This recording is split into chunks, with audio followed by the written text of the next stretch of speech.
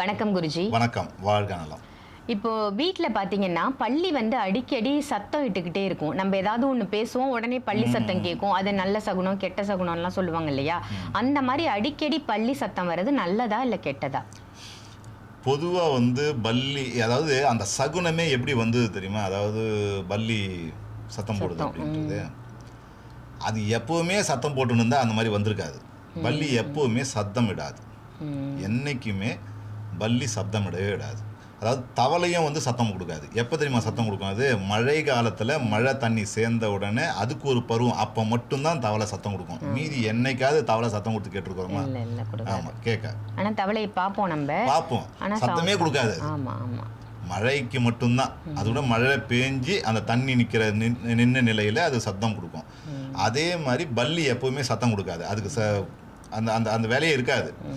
அதிசயமாக தான் அது அந்த சப்தத்தை கொடுக்கும். அதனால தான் அந்த சப்தம், அதிசயமான சப்தம் வரும்போது நம்ம பேசக்கூடிய, நம்ம ஏதாவது ஒரு விஷயத்தை பேசியிருப்போம், அப்போ அது சப்தம் கொடுக்கும்போது பொருத்தமாக இருக்கும். அது அதோடைய சகுனம். பொதுவாக அது ஒரு பல்லியை ஏற்கனவே அது தலையில் விழுந்தா பலன், கையில் விழுந்தா பலன் வச்சுருக்குறோம் இல்லையா, சாஸ்திர பலன்.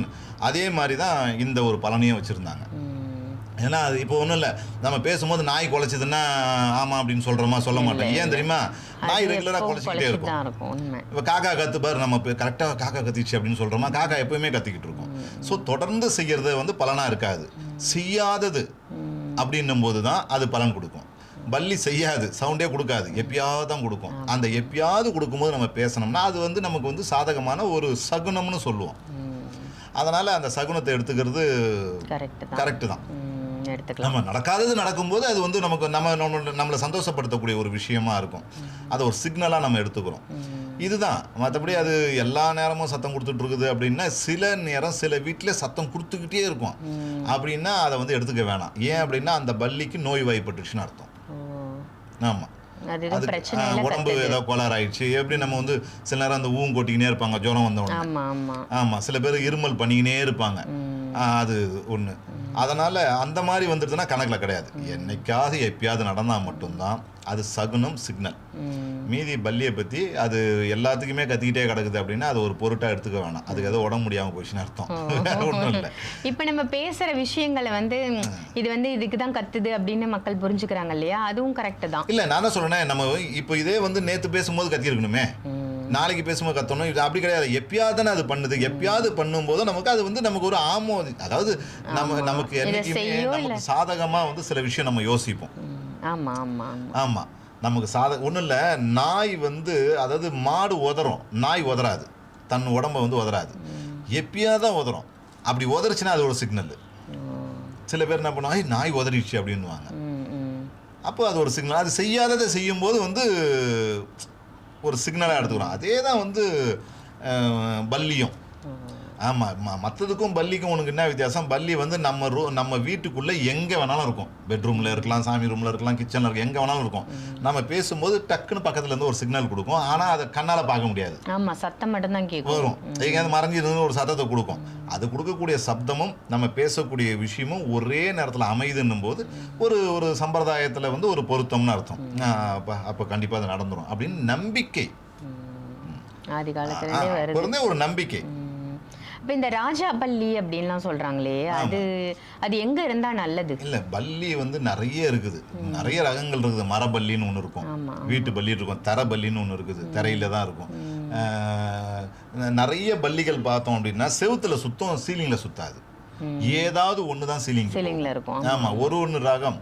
இதில் ராஜா பல்லின்னா அதாவது கொஞ்சம் இந்த வெள்ளையாகவும் ரோஸ் கலந்தா மாதிரி இருக்கும். எப்பவுமே ஒரு வித்தியாசமாக இருந்தால் அது உயர் ரகம்னு அர்த்தம். அந்த உயர் ரகங்கிறத மதிப்புக்கூடிய ஒரு விஷயம்னு சொல்லுவோம் இல்லையா? இப்போ குதிரை நிறைய இருக்குது, வெள்ளை குதிரை கம்மி அப்படின்னும் போது அதை ஒரு பிரதானமாக எடுத்துக்கணும் நம்ம. இவ்வளோதான் அது. அந்த மாதிரி இது மாதிரி கொஞ்சம் அதிசய ஒரு பிறவியாக இருந்தது அப்படின்னா அது ராஜா பல்லி. அது கத்தனா கொஞ்சம் கூடுதல் விசேஷம். அது எங்கே இருக்கும் அப்படிங்கிறதெல்லாம் நம்ம எடுத்துக்க வேண்டாம். அது மாதிரி மரபல்லி கொடுக்குற சிக்னல் கணக்கில் வராது. வீட்டுக்குள்ளே இருந்து செய்யக்கூடியதுக்கு மட்டும்தான் நம்ம அதை ஒரு சம்பிரதாயத்துக்காக எடுத்துக்கலாம். மீதிக்கு ஒன்றும் அவசியம் இல்லை. ஆனால் நிறைய பேருக்கு அந்த பல்லியோடைய சிக்னல் வேலை செஞ்சுருக்குது. அவங்களுக்கு நிறைய அதனால தான் அது அப்படியே தொட்டு வந்துருச்சு. எல்லாமே அப்போ வந்து ஒன்று நடந்ததை வச்சு யாரும் பேச மாட்டாங்க. அந்த ஆதி காலத்தில் நிறைய நடந்திருக்கணும். அதை வச்சு தான் இது பல்லி விழும் பலன்னு ஒன்று இருக்குது. ஆமாம். அப்போது எத்தனையோ கிரப்பாம்பூச்சி இருக்குது, இப்போ எத்தனையோ பூச்சி வகைகள் இருக்குது, நம்ம வீட்டில் ரெகுலரான பூச்சிகள் இருக்குது. அதெல்லாம் விட்டுட்டு ஏன் பல்லி மேலே விழுந்தால் மட்டும் பலன் வச்சாங்கன்னா அது ஒரு சிக்னல் அது.